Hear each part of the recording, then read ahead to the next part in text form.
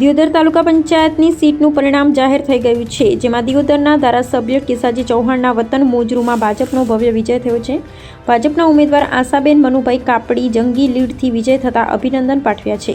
સ્થાનિક સ્વરાજ્યની ચૂંટણીનું ગત દિવસે પરિણામ જાહેર થયું હતું, જેમાં દિયોદર તાલુકા પંચાયતની કુલ 22 સીટોનું પરિણામ જાહેર થવા પામ્યું હતું, જેમાં મહત્વની ગણાતી મોજરૂ તાલુકા પંચાયત બેઠક પર ભાજપનો કબજો યથાવત રહ્યો છે। દિયોદરના ધારાસભ્ય કેસાજી ચૌહાણનું વતન મોજરૂ છે, જેમાં ધારાસભ્ય છેલ્લી ઘડીએ પ્રચાર કરી આ બેઠક પર ભાજપનો ભગવો લહેરાયો હતો।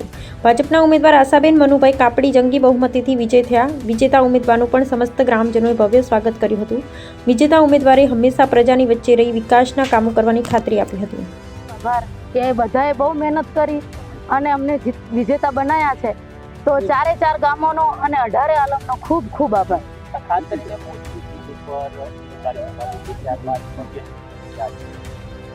બસ બધાનો સપોર્ટ હતો એટલે થઈ, નકા મુશ્કેલ હોય બધાને કે હા બધાનો હોય, બધાનો સપોર્ટ મળે તો કાર્ય થાય કોઈ બી।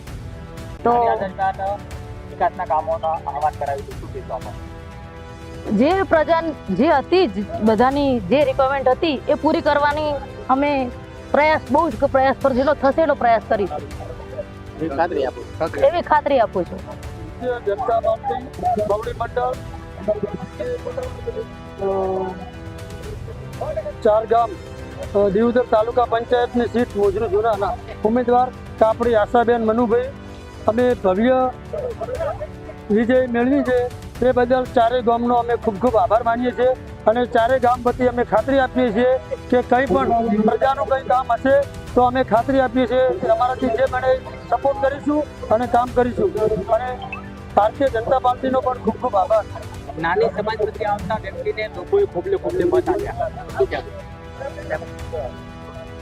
લોકોના અમે રોડી છીએ કે લોકોએ અમને બહુ સપોર્ટ કર્યો છે અને બહુ જંગી મતે અમને જીતાડ્યા છે, તે બદલ 18 આલમને અમે ખૂબ ખૂબ આભાર માનીએ છીએ અને અમને ધન્યવાદ કરીએ।